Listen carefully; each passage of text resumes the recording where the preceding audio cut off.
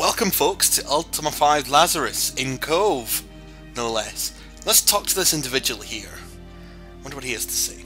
He's a handsome man with blonde hair and blue eyes, and smooth features that are hard to pin an age to. He's wearing a colourful outfit and has a golden harp slung onto his back. He carries a journal and a piece of charcoal for writing, and he appears slightly dishevelled and smells strongly of wine. He looks at you nervously, but greets you with a toothy wide smile. Hail, Vortigern! We met at a concert you gave for Lord British. Yes, I think I remember, but I don't remember thy name. Yolo looks crestfallen. 'Tis Yolo Fitzowen, the bard. Ah. Then why art thou badgering me? Have I not told thee that my name is Vortigern? I am a visitor to this town, a bard by trade. Tell me about being a bard. Yes, I make my living by writing songs and journeying from town to town to perform them. Okay, tell us about your songs then. I will not perform any today. My throat is a bit sore. So what's it like visiting Cove? Well, you heard the legends were true and you came here to find... You heard the legends and you came here to find if they were true. And you're now writing a composition. It's a song about the Temple of Virtue, my lord, and what it means to Britannia. Say, thou mightest help me. Dost thou happen to know the mantra of compassion? Well, I do. Yes. Wilt thou tell it to me? No. Please, my lord, I hope thou shalt reconsider sometime. I am worthy of it. You're a bit sus, mate. You're not worthy of anything. It's a lovely town, Cove, my lord. Very inspirational. Fine, my lord. He was much more brusque than I remember, Yolo says. Oh, poor Yolo.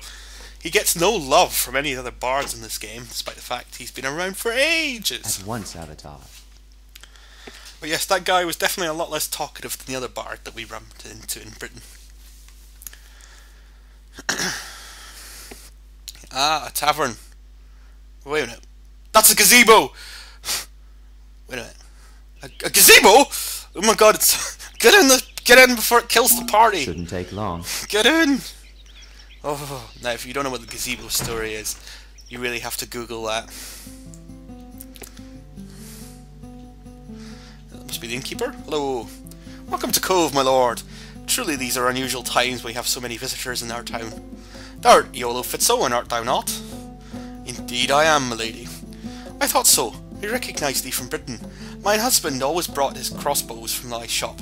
He always swore by them that they were the finest weapons to be found in Britannia. Thine husband is obviously a man of discriminating taste. Tell us about Vortigern. He's a guest at the inn, a travelling bard who came here to find the truth of the legends, and is now writing a song about the Temple of Virtue. He is quite famous. He wrote the chant of the Codex, about the Avatar's adventures in the Stygian Abyss. It's been sung in many taverns.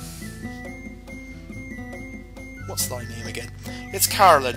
Carolyn Nanium, she says, in a warm voice. And what should I call thee, my lord? Well, I'm actually the Avatar. She looks stunned and then a little suspicious. She looks to Yolo for confirmation. Indeed, this is truly the Avatar, my lady. Well, wouldst thou now? I'm greatly honoured by thy presence in my humble inn, Avatar. Okay, tell us about your job. What do you do? I am the innkeeper and the chef of the Candlelight Inn, a recent addition to the town of Cove. If thou art interested, I can rent thee a room for the night. And I can serve thee some food or drink if thou wishest. So, despite the fact we're the Avatar, I doubt she's going to swing for a free room for us so we can stay in Cove. Aye, the inn is a recent addition. My family and I moved here from Britain 5 years ago, and have lived here since then. I love the peace and the tranquility here. I fear that the peace and tranquility will soon end, however. How is that? Cove is an island of peace, surrounded by a sea of dangers. The mountains are infested with trolls and ents, as I am sure thou dost know, having survived the journey here. The mystics who founded this town repelled several invasions, and the monsters learned to fear Cove. That fear has begun to wane with the coming of Stoneflank. Travellers' tales have revealed that the Ettins of the mountains have become united under a leader. Ivor and Leona have revealed that this leader's name is Stoneflank, an Ettin of great strength and cunning. I do not believe that any, and even one as fearsome as the Stoneflank, could have united the tribes without promising them a great prize. That could only be our town. The Mystics do not seem worried about the possibility of an attack. They believe that they can defend the town, but I am doubtful. The Mystics of today do not have the arcane mastery that their ancestors had. Right you are.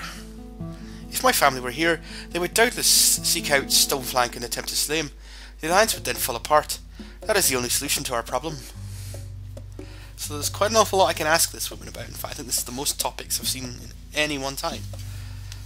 But let's not. Farewell, Avatar. Tell others of the Candlelight Inn. Okay. So what am I going to do now? There's somebody over there. I could have a talk to. And I assume that's the Temple of Virtue. Hello. It's a man who appears to be in his 50s with salt and pepper coloured hair receding from his forehead.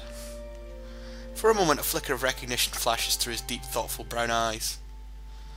I beg thy pardon, my lord. Thou dost resemble someone I knew in Minoc. 'Twas rude of me to stare. What's your name? I am Ivor. Pleasure to meet thee, my lord. I'm a travelling tinker from Minoc. I was bound for Britain and only ended up in Cove by chance. Really? Chance? In Cove? I was quite surprised to find that this town actually existed. I'm sure thou wert as well, my lord. It is a wonderful town, an oasis of plenty in these dreary parts. So what chance brought you here? Oh, I was attacked on the road from Minoc to Britain. There were too many for me to overcome, so I fled into the mountains.